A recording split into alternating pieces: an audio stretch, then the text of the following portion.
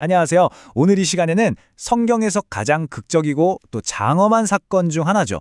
출애굽기의 10가지 재앙에 대해서 한번 깊이 들어가 보려고 합니다. 이게 단순히 신기한 기적들의 나열이 아니거든요. 하나님의 주권과 그분의 구원 계획이 어떻게 펼쳐지는지 보여주는 정말 엄청난 드라마입니다. 자, 그럼 가장 근본적인 질문부터 시작해 볼까요? 하나님은 도대체 왜 그토록 무서운 재앙들을 애굽에 내리셔야만 했을까요? 단순히 이스라엘 백성을 그곳에서 구해내기 위해서였을까요? 아니면 그 뒤에 뭔가 더 깊고 거대한 목적이 있었던 걸까요?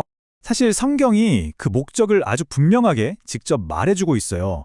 출애굽기 7장 4절과 5절을 보면 재앙의 핵심 목적이 단순한 처벌을 넘어서 계시에 있었다는 걸 알 수 있습니다.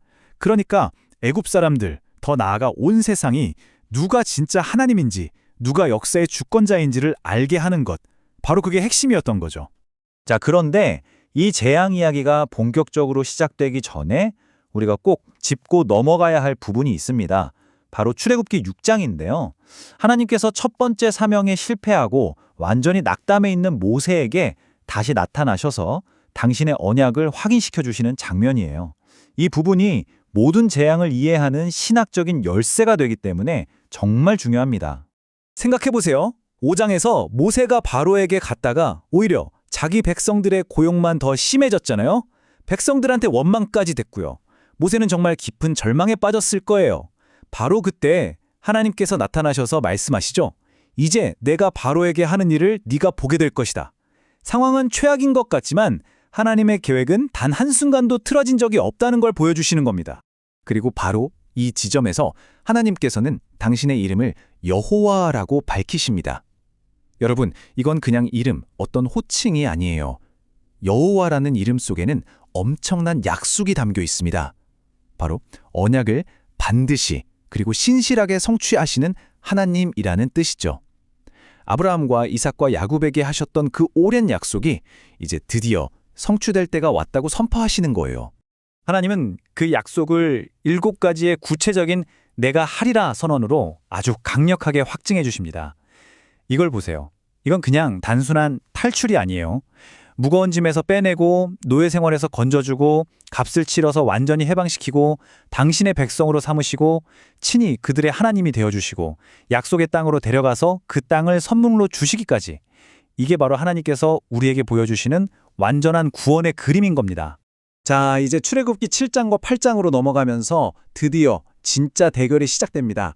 하나님의 능력과 세상의 권세, 애굽의 권력이 정면으로 부딪히는 거죠. 이건 단순한 기적쇼가 아니라 영적인 전쟁의 서막이었습니다. 처음에는 애굽의 요술사들도 하나님의 이적을 제법 흉내냅니다. 지팡이가 뱀이 되게 하고 물을 피로 변하게 하고요. 하지만 결정적인 차이가 있었죠. 아론의 지팡이가 그들의 뱀들을 꿀꺽 삼켜버렸던 것처럼 하나님의 능력은 그들의 마술을 압도하는 차원이 다른 근원적인 힘이었습니다. 인간의 흉내와 하나님의 창조적인 권능은 비교 자체가 불가능하다는 걸 보여주는 거죠. 그 전환점이 언제 오냐면 바로 세 번째 재앙, 이 재앙 때입니다. 출애굽기 8장 19절에서 애굽의 요술사들은 더 이상 흉내내지 못하고 마침내 손을 들어버려요. 그리고 이렇게 고백합니다. 이는 하나님의 권능이니이다. 인간의 기술과 하나님의 창조 능력의 차이가 명확하게 드러나는 정말 중요한 순간이죠. 자, 이제 8장과 9장으로 가면서 재앙의 목적이 한층 더 깊어지고 뚜렷해집니다. 하나님께서는 이제 당신의 백성과 애굽 사람들을 아주 명확하게 구별하기 시작하십니다. 이걸 통해서 하나님께서 바로 이 땅의 진짜 주인이심을 보여주시는 거예요. 보세요. 네 번째 재앙인 파리 때부터 하나님께서는 애굽 전역과 이스라엘 백성이 거하던 고센 땅을 정확하게 나누십니다. 애굽의 모든 가축이 전염병으로 죽어나갈 때 고센 땅의 가축은 단 한 마리도 죽지 않았어요. 하늘에서 불 섞인 우박이 쏟아져도 칠흑 같은 어둠이 덮쳐도 고센 땅은 안전했습니다. 이 구별이야말로 이 모든 일이 우연이 아니라 하나님의 주권적인 역사라는 가장 강력한 증거였던 거죠. 핵심은 바로 이겁니다. 이 구별을 통해서 하나님은 그냥 막연하고 무서운 자연의 힘 같은 존재가 아니라는 걸 보여주신 거예요. 자기 백성이 누구인지 정확히 아시고 그들을 특별하게 사랑하시며 어떤 재앙 속에서도 완벽하게 보호하시는 인격적인 하나님이심을 온 천하에 드러내신 겁니다. 자, 9장과 10장으로 가면 이제 재앙은 클라이맥스로 치닫습니다. 그리고 그 목적은 또 날카로워지죠. 이제 재앙은요, 애굽 사람들이 그토록 숭배하던 신들을 하나님이 직접 심판하시는 그런 신학적인 공격의 형태를 띠게 됩니다. 각 재앙이 애굽의 특정 신들을 정합하게 겨냥한 것이었어요. 예를 들어 가축 전염병은 풍요와 다산의 상징이었던 암소 여신 하투르와 신성한 황소 아피스가 얼마나 무력한지를 드러냈습니다. 사람 몸에 악성 종기가 나게 한 재앙은 어떤 부정도 용납 못한다던 애굽 제사장들의 정결의식과 그 권위를 완전히 무너뜨렸죠. 그리고 마침내 흑암 재앙은 애굽의 신들 중에서도 최고 신을 정면으로 공격했습니다. 모든 재앙이 끔찍했지만 특히 이 9번째 흑암 재앙은요, 애굽의 세계관 자체를 뿌리채 흔들어버린 사건이었습니다. 왜냐하면 애굽의 모든 생명과 질서의 근원이라고 믿었던 그들의 최고신이 여호와 하나님의 권능 앞에 완전히 무력하다는 게 드러났기 때문입니다. 바로 애굽의 태양신 라입니다. 라는 단순히 해를 상징하는 신이 아니었어요. 질서와 생명을 부여하는 창조주이자 모든 신들의 왕으로 숭배받았거든요.